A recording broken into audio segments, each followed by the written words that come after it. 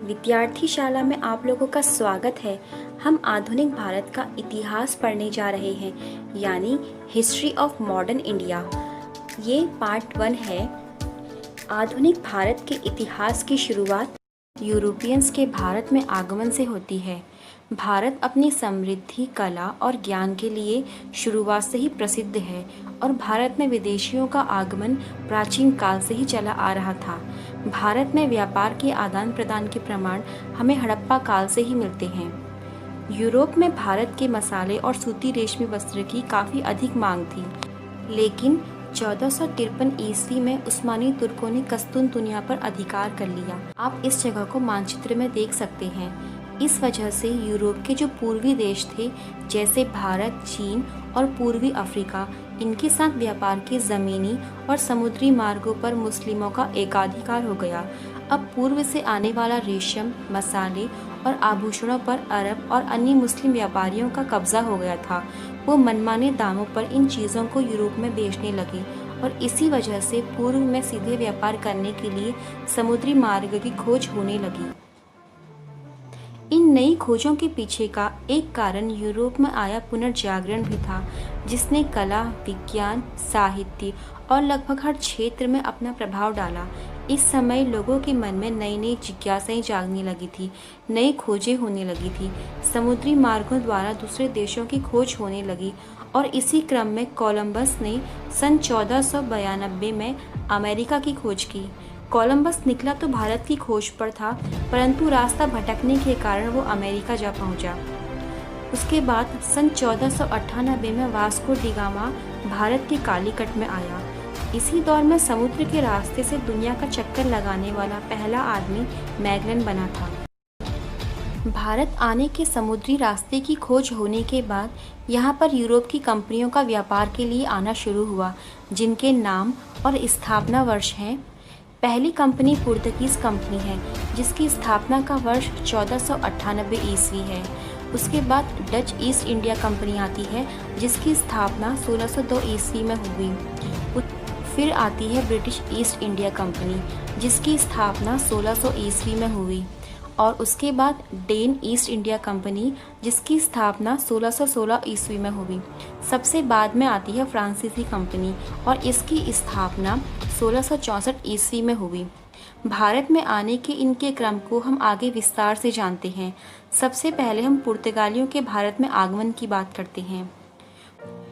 पुर्तगाली राजकुमार Henry the navigator ने लंबी समुद्री यात्राओं को संभव बनाने के लिए दिशा सूचक यंत्र का निर्माण करवाया, जिससे समुद्र की लंबी यात्राएं करना संभव हो गया।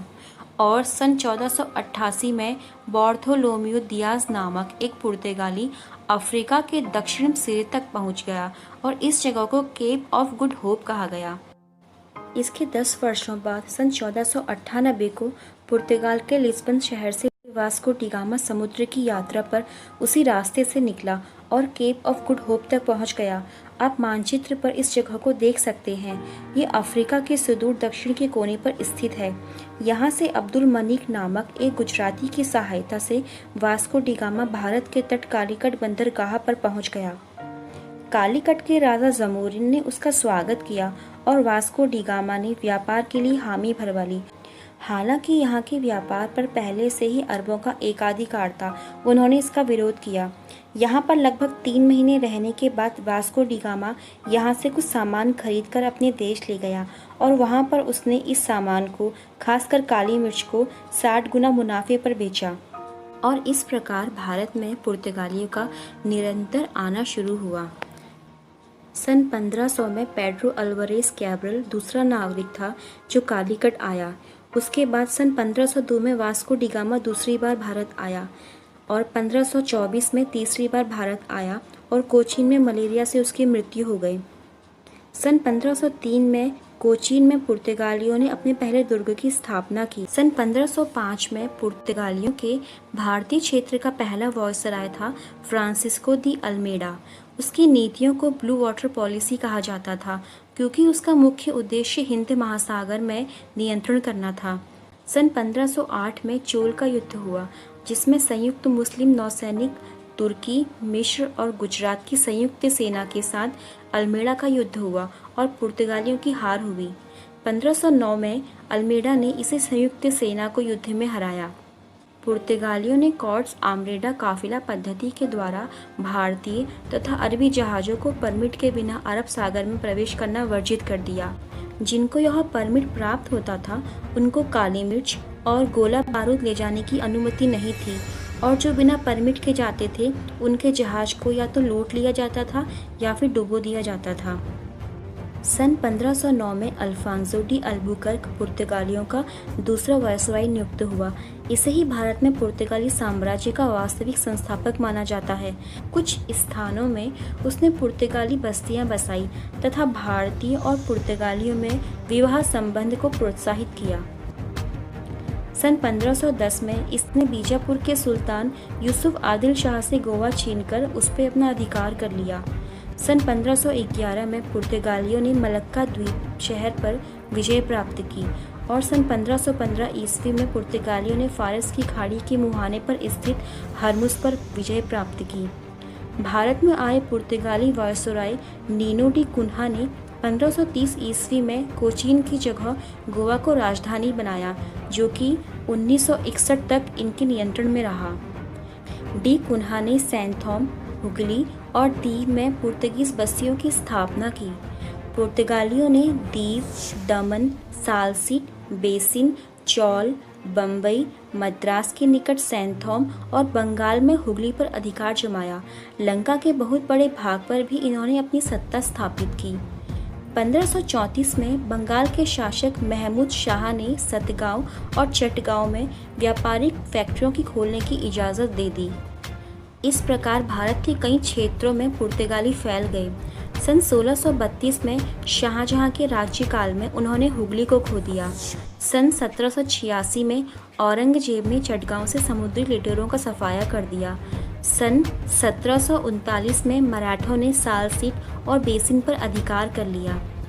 पुर्तगाली गवर्नर अल्फांसो डिसूजा, जिसका समयकाल 1542 से 1545 ईस्वी तक रहा, उसके साथ एक प्रसिद्ध ज्यूइस्ट संत फ्रांसिस्को जेवियर भारत आया और इसने यहाँ पर ईसाई धर्म का प्रचार किया, खासकर गोवा, मद्रास और त्रवणकोर में। पुर्तगाली कंपनी के भारत में पतन के कारण ब्राज़ील की खोज होने के बाद पुर्तगाली कंपनी का व्यापारिक अभिरुचि भारत की अपेक्षा ब्राज़ील में अधिक रहने लगी। डच और ब्रिटिश कंपनी के सापेक्ष पुर्तगाली कंपनी अपनी व्यापारिक एवं नौसैनिक श्रेष्ठता में बिछड़ने लगी और इस प्रकार हरमुज अंग्रेज़ों के हाथ में आ गया। मलक्का का क्षेत्र एवं श्रीलंका का क्षेत्र डचों ने छीन लिया। सन 1632 में मोहम्मद कासिम खान ने हुगली के व्यापारिक फैक्ट्री को अपने कब्जे में ले लिया। सन 1662 में पुर्तगाली राजकुमारी कैथरीन का विवाह ब्रिटिश राजकुमार चार्ल्स द्वितीय से हुआ। पुर्तगालियों ने बम्बई को दहेज में ब्रिटिश कंपनी को सौंप दिया और चार्ल्स द्वितीय ने 10 पाउंड वार्षिक किराए के बदले बम्बई को ब्रिटिश कंपनी को सौंप दिया। अब बात करते हैं भारत में पुर्तगालियों की देन। उन्होंने भारत में तंबाकू की खेती का आरंभ किया।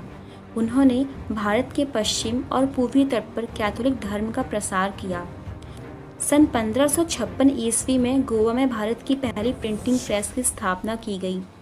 द इंडियन मेडिसिनल प्लांट्स पहला वैज्ञानिक कार्य था जिसका प्रकाशन 1563 ईस्वी में गोवा से किया गया। वे भारत और एशिया में ईसाई धर्म का प्रचार करने वाले प्रथम यूरोपियंस थे। पुर्तगालियों के साथ भारत में गोथिक स्थापत्य कला का भी आगमन हुआ। पुर्तगालियों के बाद भारत में डचों का आगमन होता है। डच हॉलैंड के वासी थे जो आज नीदरलैंड के नाम से जाना जाता है। पुर्तगाली व्यापार द्वारा काफ़ी समृद्ध होने लगे थे और डचों को भी इस बात का एहसास होने लगा था और इसी कारण वो व्यापार के लिए भारत और श्रीलंका की तरफ आकर्षित होने लगे। कर्नेलिस डी हाउटमैन पहला डच था जो कि 1596 में भारत आया। सन 1602 में डच संसद द्वारा डच ईस्ट इंडिया कंपनी की स्थापना हुई। इस कंपनी को डच संसद द्वारा 21 वर्षों के लिए भारत और पूर्व के देशों में व्यापार, आक्रमण और विजय प्राप्त करने के संबंध में अधिकार प्राप्त हो गए। डचों ने मसालों की जगह भारत में नील, शोरा और सूती वस्त्र के निर्यात को अधिक महत्व दिया क्योंकि मसाले उनको इंडोनेशिया से प्राप्त हो जाते थे। सन 1605 में मुसुलीपट्टनम में डचों ने अपने पहले कारखाने की स्थापना की। उन्होंने भारत और हिंद महासागरीय क्षेत्रों में पुर्तगाली साम्राज्य को चुनौती देते हुए अपनी फैक्ट्रियां खोली।